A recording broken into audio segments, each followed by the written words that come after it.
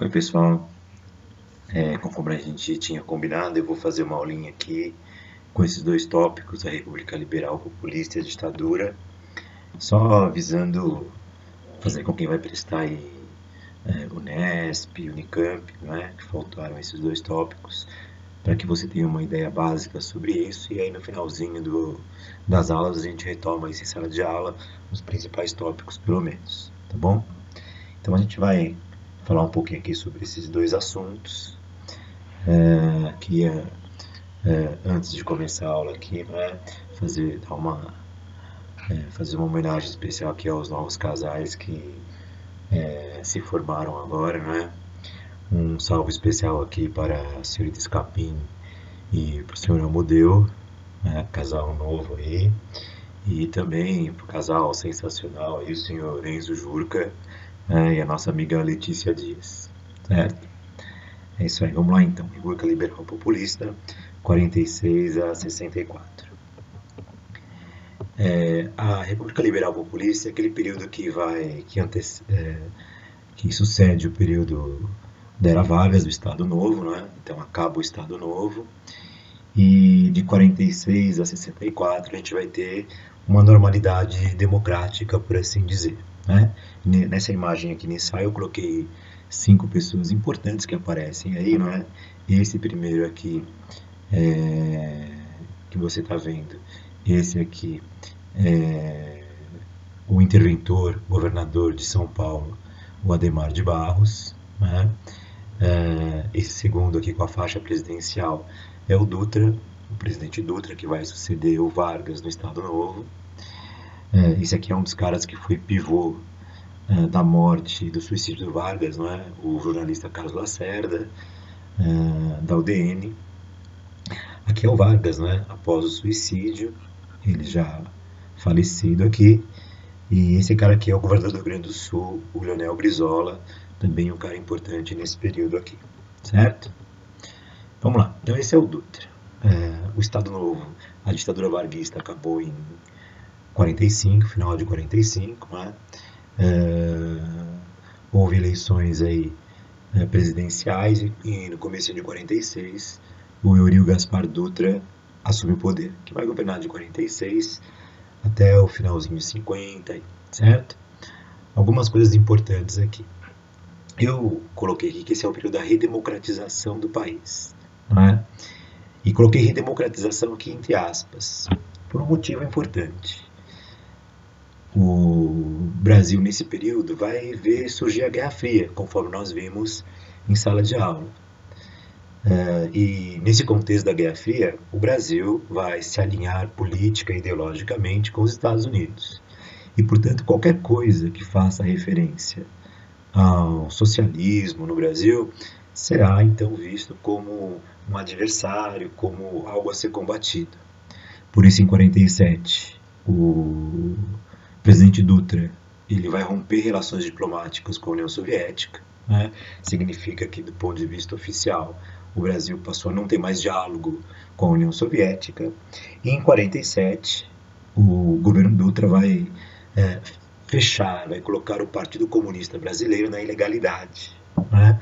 Lembrando que o Partido Comunista ele surgiu, ganhou a possibilidade de existir no final da ditadura Vargas, em 45, né? Quando da reorganização dos partidos, o Luiz Carlos Prestes, comunista histórico, foi eleito senador, e agora em 47 o partido acabou fechado, justamente por esse alinhamento do Brasil com os Estados Unidos e, por conseguinte, o capitalismo, né? Dentro dessa ótica e da influência dos Estados Unidos, o Exército Brasileiro vai fundar em 49 a Escola Superior de Guerra, que é uma escola militar, né, que existe até os dias de hoje, e que surgiu com uma forte influência de militares norte-americanos e, portanto, muito voltada a esse pensamento anticomunista.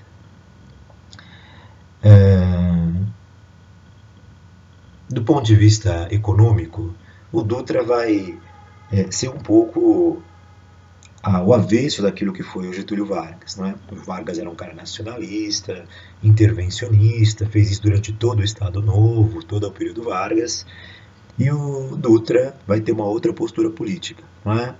Caráter mais liberal, vai permitir que haja uma maior participação aqui de capitais estrangeiros no Brasil, não é? Então ele tem uma postura menos nacionalista, menos intervencionista se comparado com Vargas. Né? Lembrando que uma questão como essa caiu no Enem, quando você tinha lá uma comparação entre o PSD e a UDN, que são partidos que vão surgir aqui, que vão estar presentes aqui nesse momento. Certo? Por que uma nova Constituição em 1946? Porque aquela que havia sido feita, a de 37, ela era uma Constituição autoritária, né? Era polaca, de inspiração fascista, feita, outorgada pelo Vargas em 37 e 38. Então, aqui vai ser feita uma Assembleia Constituinte e uma nova Constituição será feita, a Constituição de 1946, certo? Como que é essa Constituição? É uma Constituição que foi democraticamente aprovada, portanto promulgada, é uma Constituição presidencialista, vai estabelecer, como é tradição no Brasil, o presidencialismo, mas o mandato presidencial vai ser ampliado para 5 anos, certo? Liberal, do ponto de vista político, não é? Então, os direitos individuais, a organização partidária, a liberdade de imprensa, o avesso daquilo que foi a época da ditadura do Vargas. E também com os princípios democráticos, né? Ainda que muita gente faça uma ressalva aqui, por isso que redemocratização está entre aspas, porque o Partido Comunista não tinha liberdade, certo? Apesar de ser um governo marcadamente com mais influência liberal, o governo Dutra ele vai elaborar um plano, né, de investimentos estatais. Então, com recurso público, o Dutra vai tentar alocar recursos para investir em certas áreas para o desenvolvimento nacional. É o plano SALT, Plano de Investimento com Dinheiro Público, né, que SALT é uma sigla para saúde, alimentação, transporte e energia. O plano não foi muito bem sucedido por conta de não haver tantos recursos e a área mais beneficiada foi o transporte. Então foi daí que surgiu a rodovia que liga São Paulo ao Rio e que depois vai se chamar Rodovia Dutra, né? Que nós temos ainda hoje, certo? Coloquei aqui uma coisa bem bacana, bem importante, né? Desde o final do Estado Novo, 44, 45, é que nós vamos ter o surgimento de alguns partidos, né? Esses aqui são os principais, certo?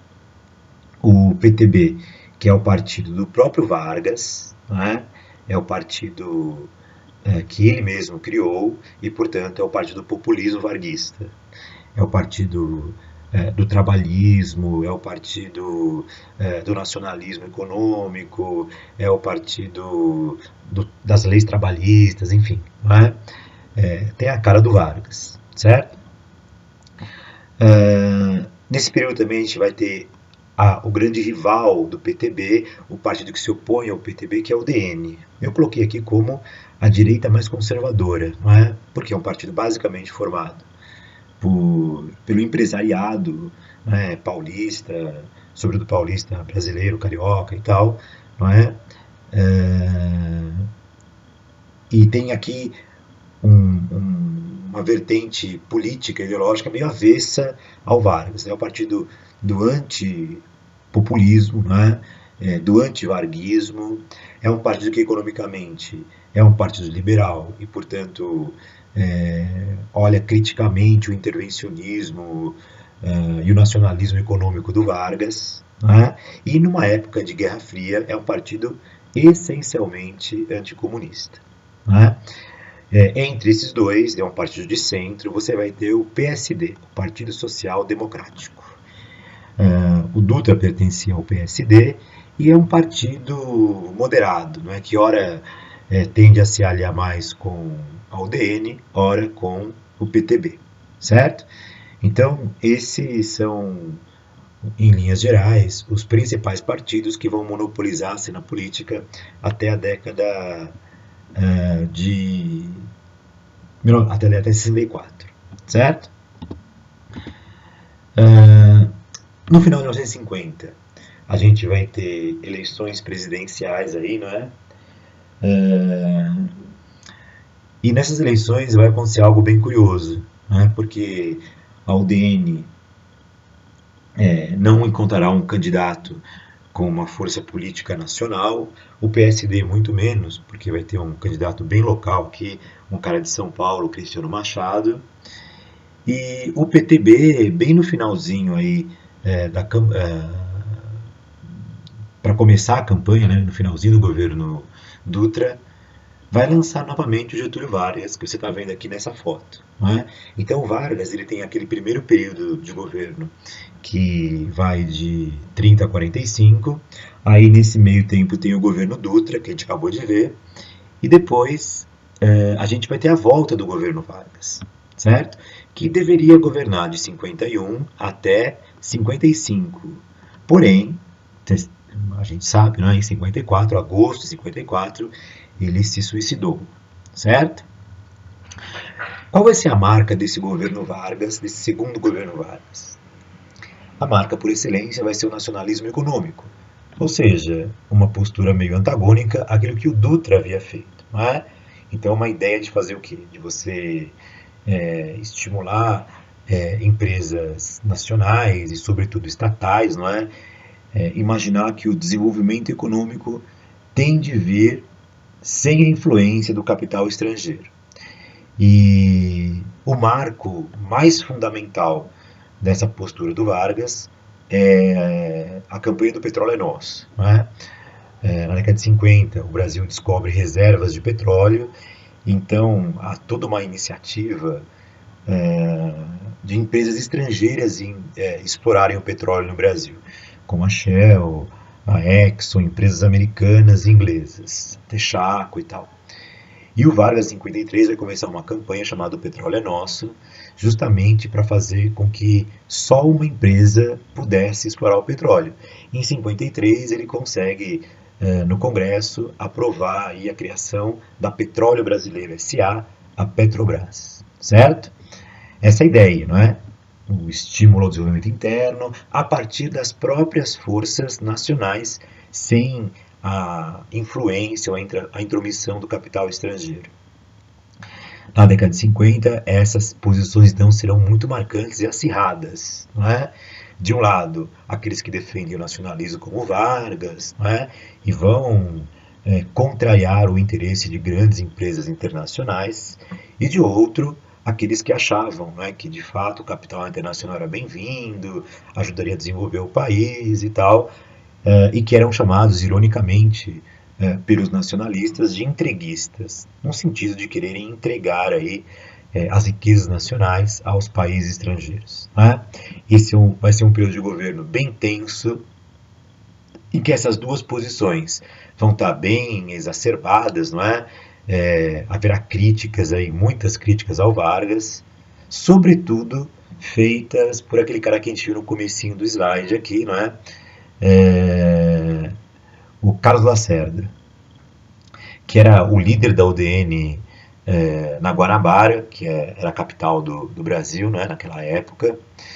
Tinha um jornal, a Tribuna da Imprensa, que fazia muitas críticas ao Vargas, acusava o Vargas de ser um cara que não permitia o desenvolvimento econômico e, sobretudo, acusava-o de ser corrupto em função aí da maneira pela qual o Vargas conduzia a economia. É uma postura mais nacionalista, mais estatizante, certo?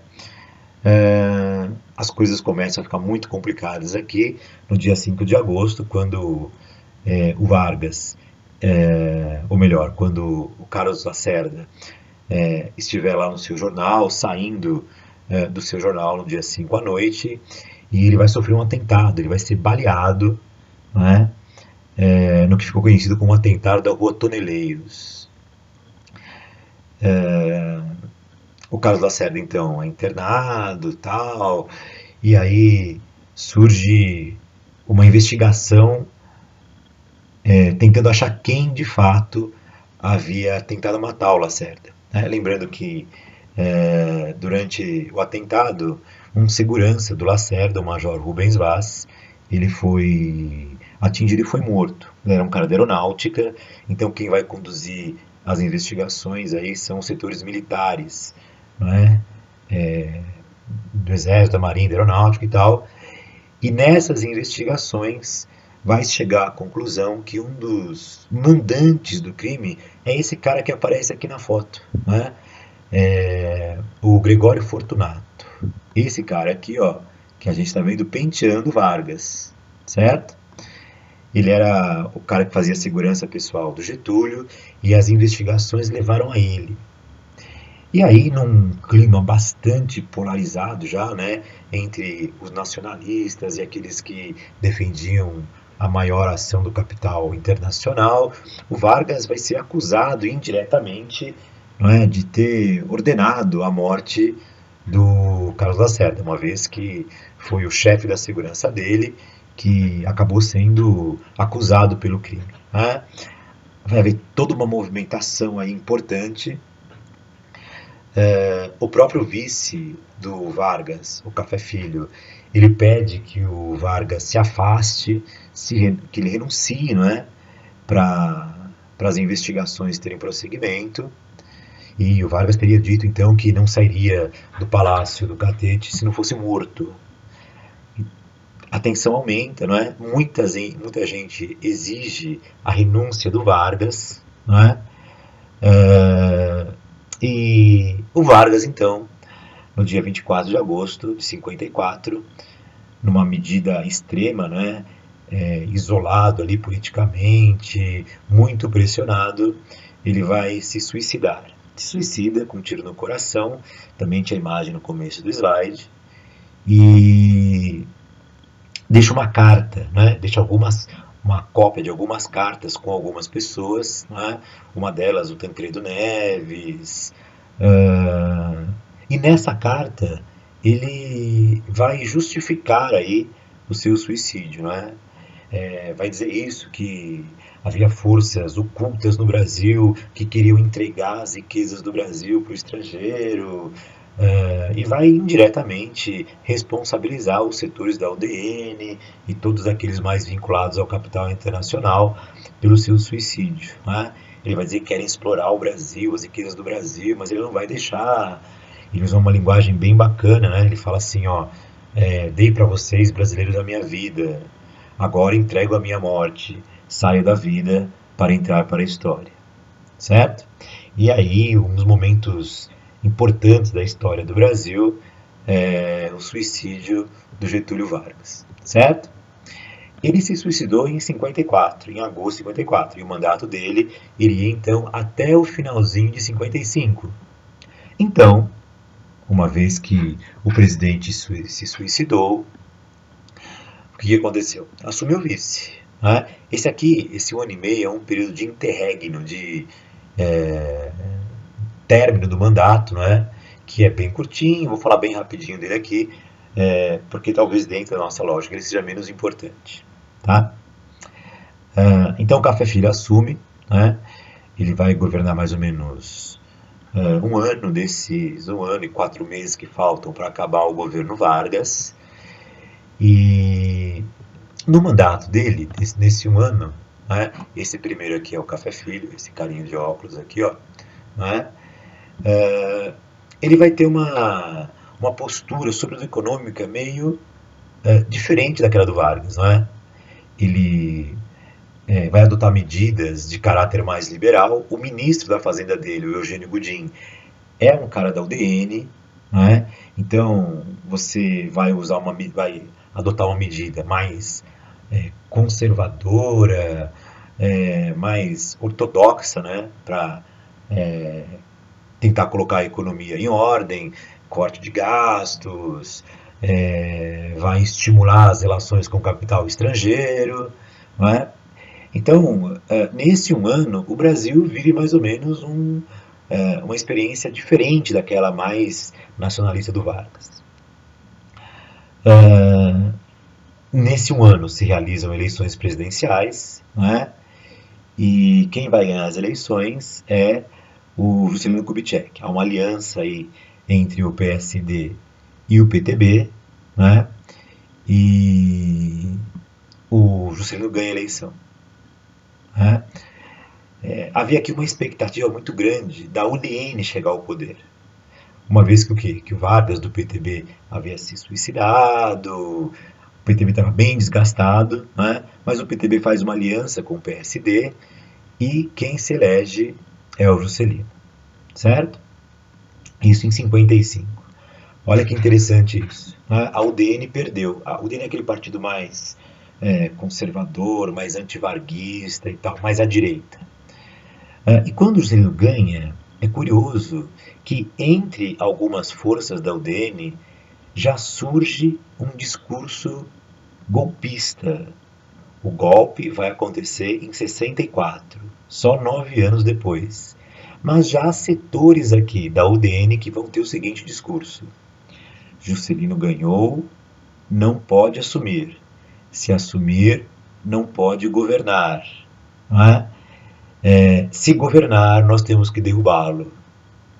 Então já há um setor aqui descontente da sociedade, da política brasileira ligado ao UDN, né, que, como não conseguiu chegar ao poder através do voto, já vai surgir aqui, em 1955, a ideia de um golpe, certo?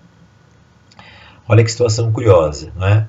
O vice-presidente Café Filho, o Vargas morreu, presidente. O vice assumiu, ficou um ano, teve as eleições, e aí faltando 4 meses para ele terminar o mandato, ele vai se afastar, porque ele teve um problema de saúde, não é? Uma doença cardiovascular, e, como dizia a regra da época, né, o presidente se suicidou, o vice está doente, assumiu o presidente da Câmara dos Deputados, o Carlos Luz, que ficou só 3 dias no governo. Né? Por que só 3 dias? Porque nesses 3 dias, esse segundo aqui é o Carlos Luz, certo? Vou aqui fazer uma marquinha nos olhos dele. Nesses 3 dias, o Carlos assume e no Rio Grande do Sul ele dá uma entrevista, faz um discurso dizendo que o Juscelino não deve assumir o poder.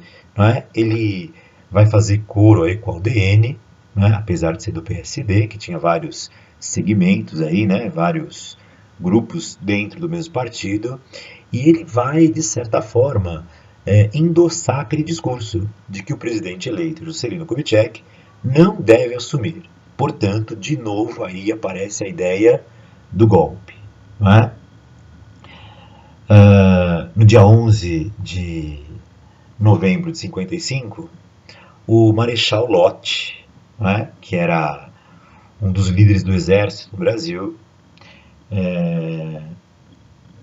um líder legalista, um cara que então acha que tem que se cumprir a lei, né, ele vai se antecipar, né, e em função do discurso do Carlos Luz, ele vai dar uma espécie de contragolpe. Ou seja, como o Carlos Luz está com um discurso que é uma ameaça à ordem democrática, ele vai se antecipar e ele vai ordenar o afastamento do Carlos Luz, acusando o Carlos Luz de ter um discurso antidemocrático, golpista. E foi o que aconteceu. O Carlos Luz foi impedido de governar, então assumiu para governar esses últimos 3, 4 meses, que ainda eram do Vargas, o vice-presidente do Senado, o Nereu Ramos, que é esse terceiro que você vê aqui na imagem, certo? E é o Nereu Ramos, então, que vai entregar a faixa presidencial ao Juscelino Kubitschek, esse cara que você está vendo aqui, certo?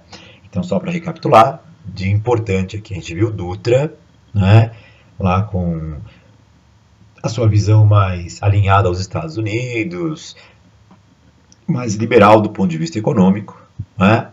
Aí vem o Vargas com o nacionalismo total, com a Petrobras, ainda com aquela política muito ligada ao trabalhismo, né? O ministro do Trabalho do Vargas era o João Goulart, que vai ser presidente depois, né? E na sequência, esse período aí de 1 ano e meio, 1 ano e 4 meses, né? Que restou após o suicídio do Vargas, e aí o Juscelino Kubitschek, certo? Esse cara aqui é bem importante, não é? Porque ele era do PSD também, porque nesses dois modelos que o Brasil encarava na década de 50 para o seu desenvolvimento, não é? Um modelo de abertura do mercado nacional, de importações de produtos estrangeiros, não é? Da presença do capital estrangeiro, um modelo mais liberal. E o outro modelo do Vargas, nacionalista, mais fechado aí à presença do capital estrangeiro. O Juscelino Kubitschek vai achar aí meio que um caminho do meio, que ele chamou de, que a gente chama de nacional desenvolvimentismo. Qual que é esse caminho do meio? É esse, não é? Se as empresas querem investir no Brasil, o Brasil não vai só abrir o mercado para comprar produtos de fora. O capital estrangeiro vai ter que vir ao Brasil e instalar empresas e produzir e gerar empregos dentro do Brasil, certo? Então, na década de 50, a gente vai ter aí uma série de incentivos fiscais, de isenções de impostos, para tentar atrair o quê? Empresas estrangeiras para o Brasil. Aí é a época em que as multinacionais entram no Brasil, né? E aí o Brasil vai ter uma grande expansão do seu mercado, do seu parque industrial, certo? O símbolo disso, sem dúvida nenhuma, é a indústria automobilística, não é? A Volkswagen se instala aqui em São Bernardo para a fabricação de automóveis, certo? Então, se o Vargas teve um início aí de estímulo à industrialização, durante o governo Juscelino, nós vamos ter uma ampliação bastante significativa do Parque Industrial Nacional, certo? Para que essas empresas pudessem se instalar aqui, não é? Será necessário que se crie uma infraestrutura industrial. Que tipo de infraestrutura? Estradas para escoamento da produção, portos para receber matéria-prima e exportar produtos, rede de energia elétrica para abastecer as regiões nas quais as indústrias estrangeiras vão se estabelecer, né? Então, junto com essa postura, logo em 56, o Juscelino vai adotar o Plano de Metas, que é um grande plano de investimento estatal na economia, né? Como as pessoas diziam na época, o Brasil virou um grande canteiro de obras. Muitas obras públicas, estradas, ferrovias, viadutos, hidrelétricas vão ser construídas. E aí aquele bordão, o Brasil deve se desenvolver 50 anos em 5. Não é? Dentro do plano de metas tem essa ideia de se construir uma nova capital, Brasília, projetada pelos arquitetos e urbanistas da Niemeyer, Oscar Niemeyer e o Lúcio Costa, né? Brasília deveria surgir para ser uma espécie de símbolo do novo Brasil, em oposição ao Brasil arcaico, né? Antigo. Esse novo Brasil seria industrial, moderno, urbano, em contraposição ao Brasil agrário, atrasado e assim por diante, né? Então, na década de 50, se cria a pedra fundamental, onde vai ser Brasília, no meio do Planalto Central, né? E em 5 anos, do nada, vai se construir uma nova cidade, né? Muita gente vai trabalhar nas obras de Brasília, são chamados candangos, né? E Brasília vai surgir, então, como símbolo de um novo Brasil, certo?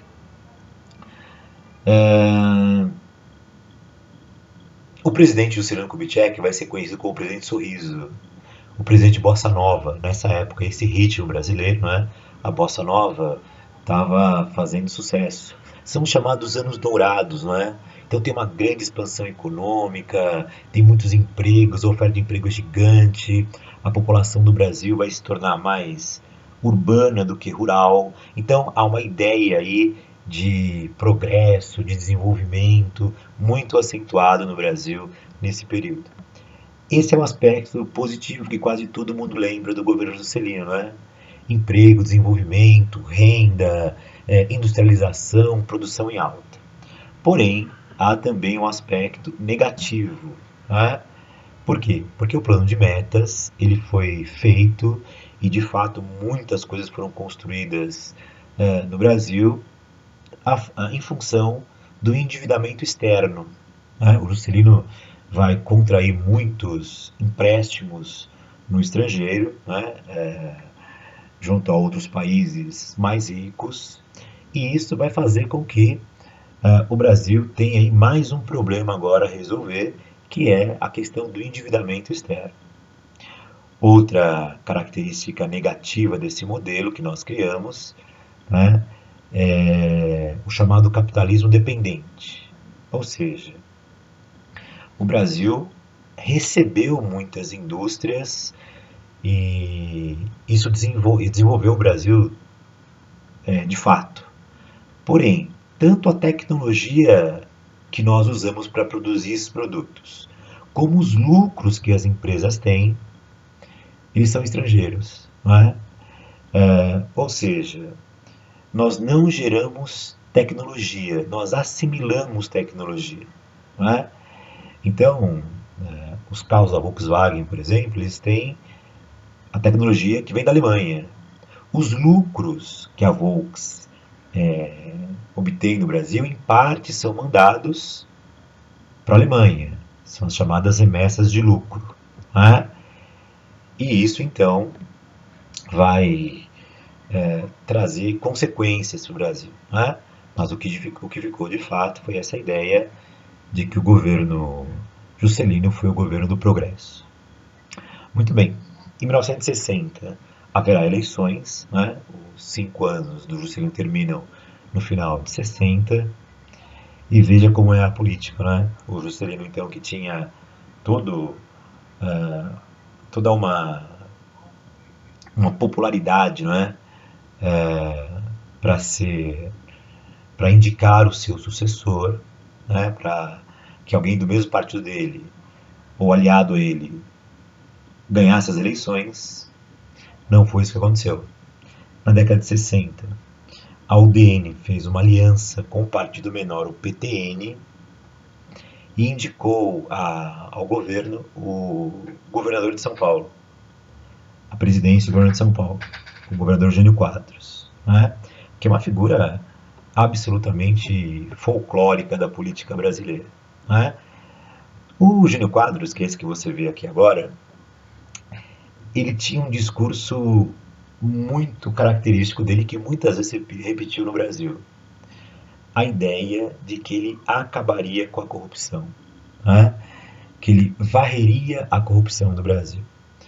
Como a gente pode imaginar, durante o governo Juscelino, muitas obras foram feitas, muito dinheiro foi investido e, evidentemente, né, havia casos aí de corrupção que talvez não pesassem sobre a figura pessoal de Juscelino, né? Mas o Jânio tem uma campanha baseada em ataques ao Juscelino, acusando ele de ser corrupto. Ele vai criar, né, o símbolo histórico dele, a vassoura, que é para varrer a corrupção do país. E, numa campanha motivada, então, por esse discurso moralista, anticorrupção, o Jânio acabou se elegendo em 1961, certo? O Jânio Quadros, ele então vai governar o Brasil só por 8 meses, né? Ele vai assumir aí em janeiro e, incrivelmente, renunciará em agosto, no dia 25 de agosto de 61, né? A partir daqui, em década de 60, a gente vai viver uma crise daquele modelo que a gente viu lá em sala de aula, que é o populismo, né? Daquela relação com os trabalhadores baseadas aí nos direitos trabalhistas. Por que isso? Porque no começo da década de 60, a gente começou a colher um pouco, né, do aspecto negativo do modelo criado pelo Juscelino.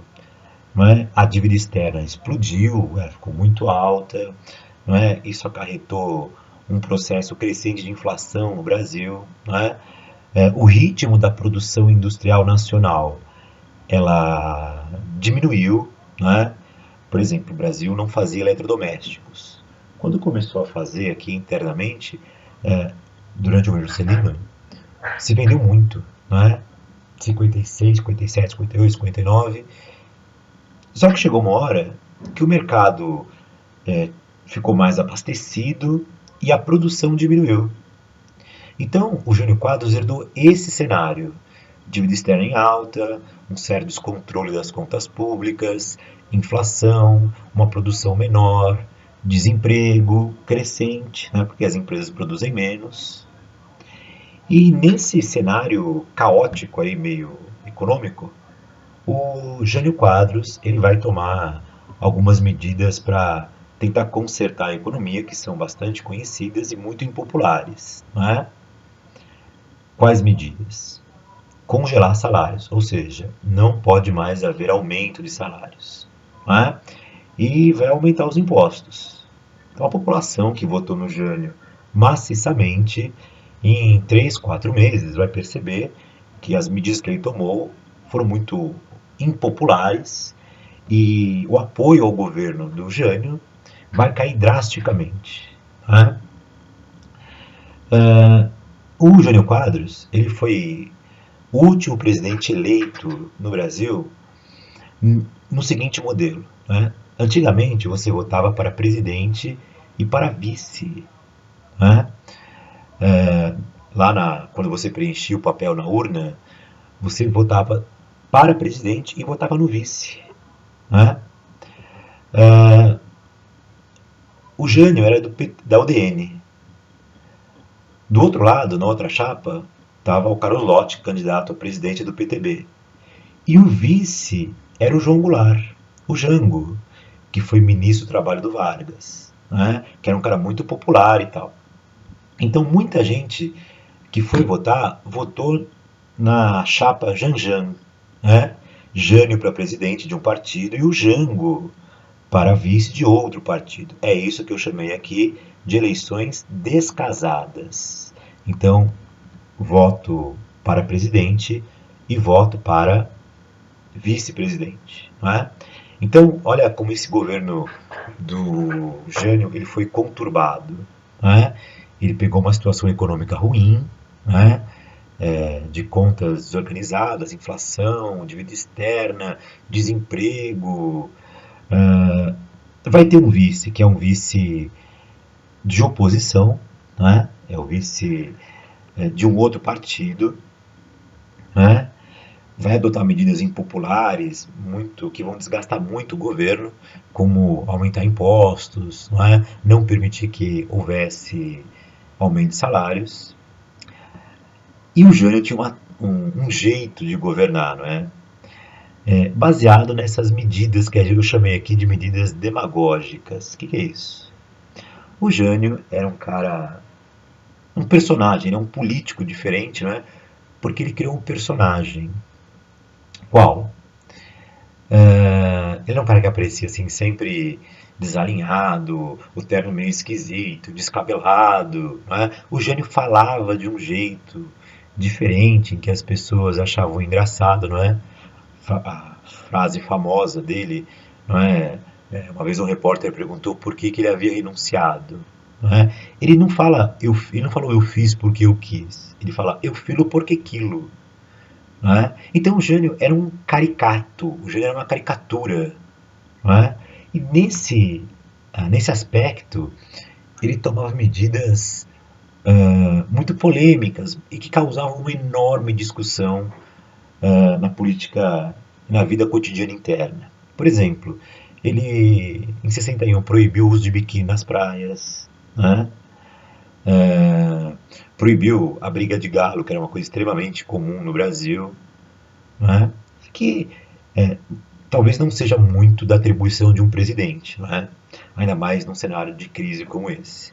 Mas essas medidas serviam para o Jânio tirar o foco das questões importantes. O que significa isso? Não é? Aumento de impostos, impopularidade. As pessoas às vezes preferiam ficar discutindo se as meninas iam de biquíni ou não na praia do que olhar para os reais problemas aí do Brasil, certo?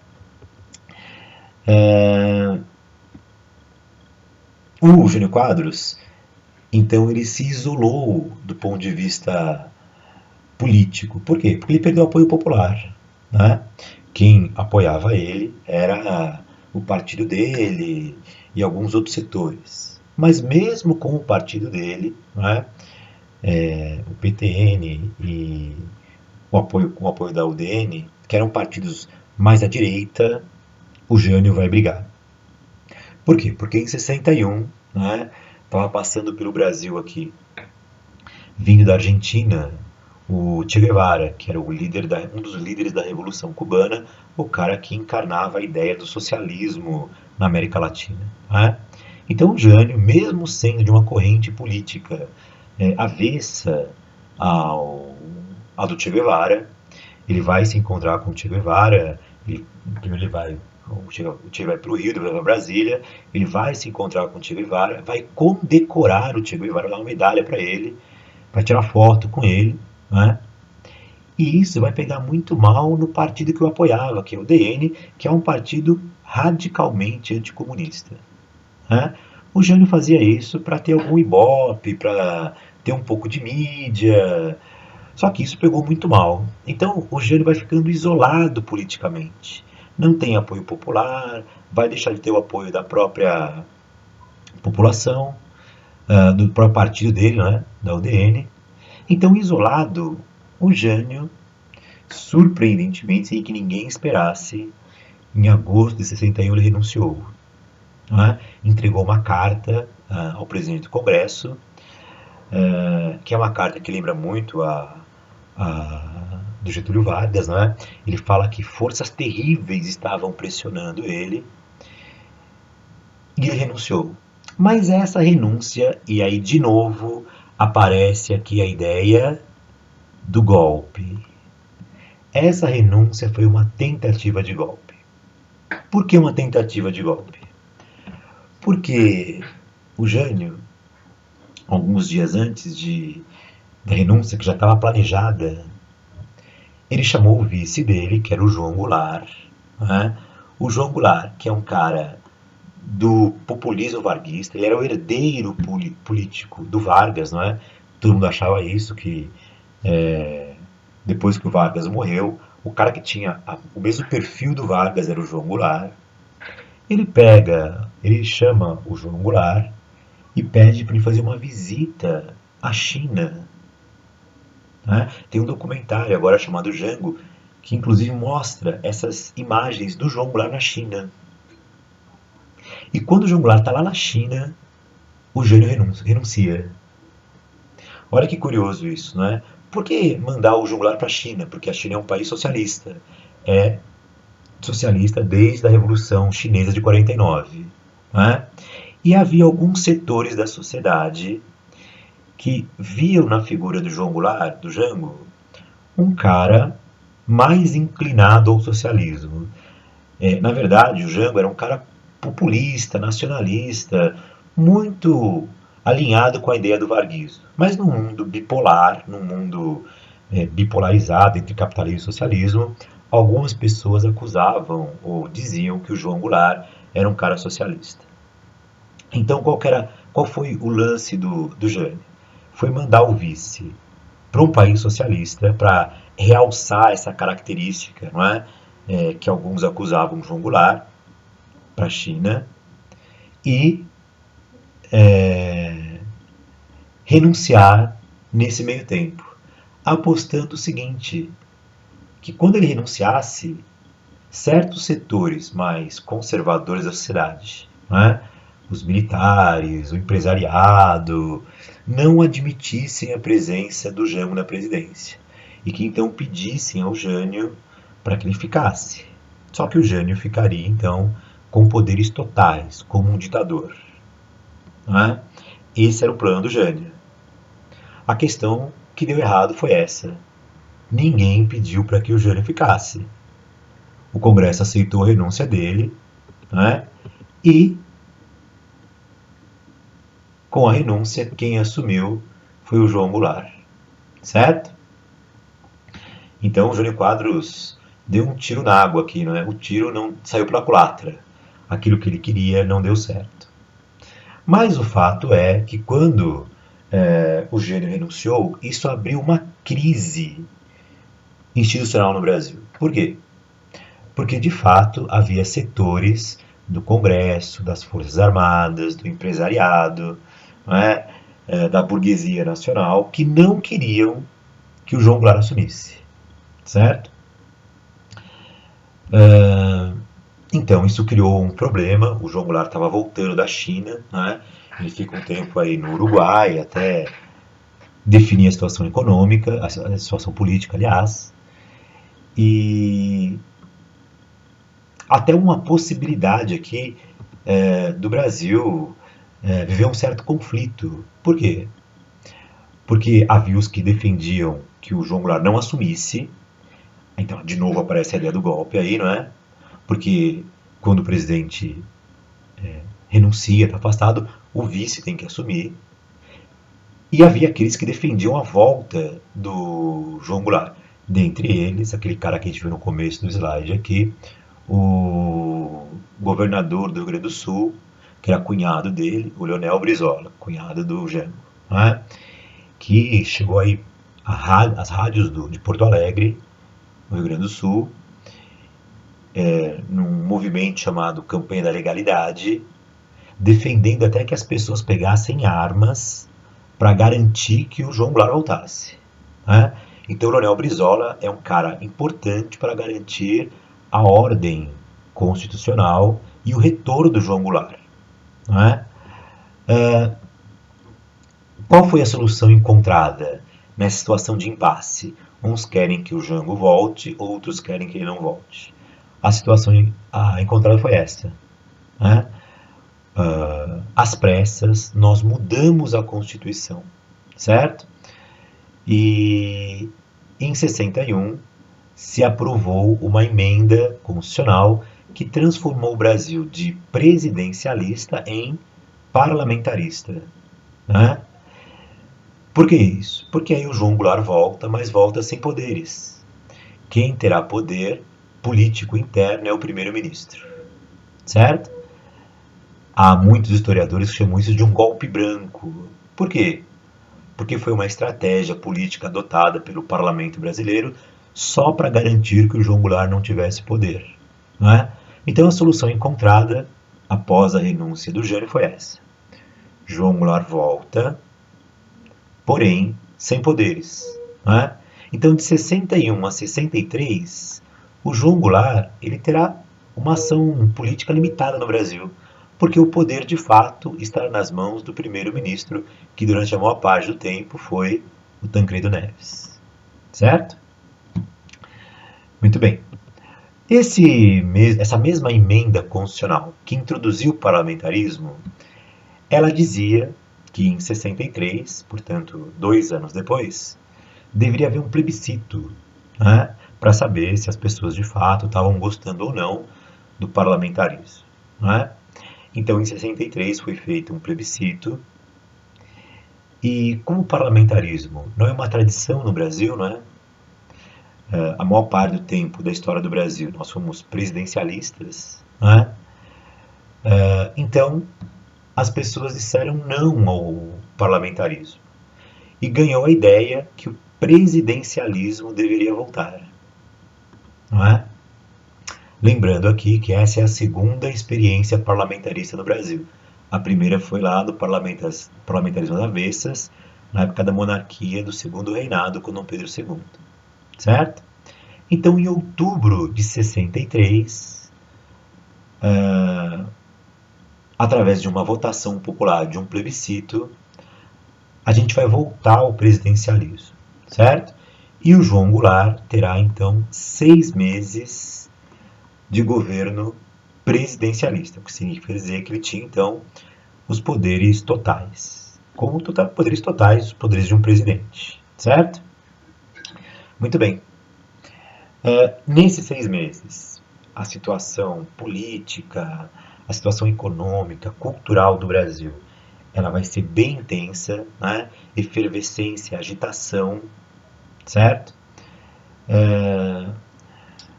Nós teremos uma situação econômica de muita instabilidade, né? Aquela crise do governo Jânio continua, muita inflação, desemprego, dívida externa.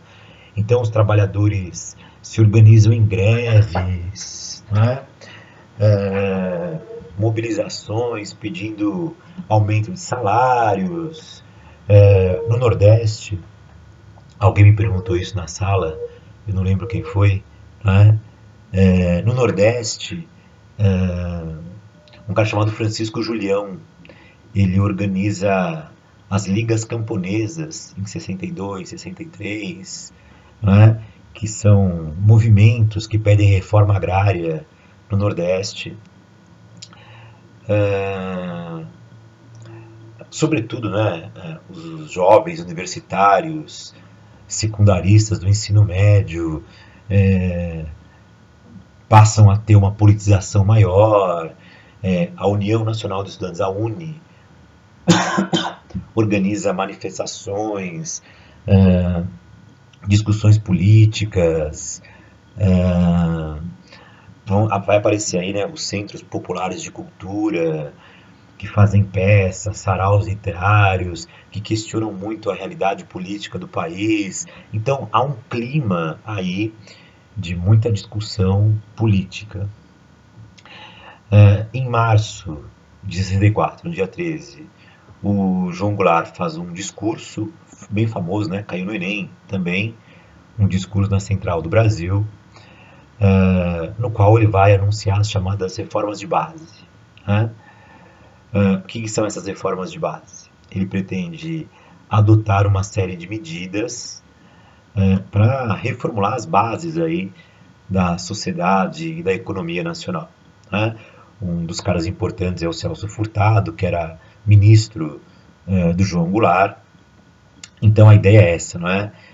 Fazer uma reforma agrária, fazer uma reforma eleitoral, que a gente hoje tanto fala, não é? Fazer uma reforma tributária que mexa na questão dos impostos, nacionalizar alguns setores aí da economia nacional, telecomunicações, por exemplo, uma série de reformas que desagradou os setores mais conservadores da sociedade. Né? A UDN, que é muito avessa a esse discurso mais nacionalista, não é? Os militares, com uma influência muito grande do pensamento dos militares norte-americanos, anticomunistas e tal, não é? O capital internacional não vê com bons olhos essas propostas de nacionalização. Então, do dia 13 até o final do mês, vai se articular aí, não é?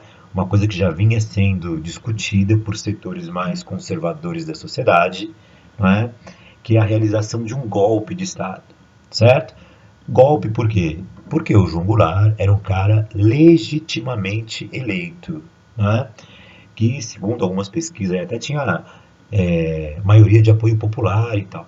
Né? Mas por conta das propostas dele, esse é um momento muito importante para a história do país, posições antagônicas aí na cena política. No dia 31 de março, partindo de Juiz de Fora, os militares vão colocar os tanques nas ruas, não é? E vão controlar o Rio de Janeiro no dia 1º de abril. Começa uma ofensiva e uma caminhada dos militares a Brasília. Né? O João Goulart temia que houvesse uma guerra civil no país, então ele sai de Brasília, vai para o sul, para o Rio Grande do Sul, a terra dele, pega a família dele, né? E acaba indo embora para o Uruguai. Né? O Congresso, que era um Congresso mais conservador, declara a presidência vaga, certo? Então, no comecinho aí de abril, os militares tomaram o poder. Né? E aí nós vamos entrar na história do golpe que acabou de ser feito e nas suas consequências, que foram os 21 anos de ditadura militar, certo? Coloquei duas imagens aqui, né? Esse que você está vendo aqui, ó, com um chapéu na mão, é o presidente Dutra, e esse é o Truman, o presidente americano que veio ao Brasil em 47. Né? O Truman foi o cara que ordenou lá o lançamento das bombas atômicas de Hiroshima e Nagasaki. E essa é uma charge aqui do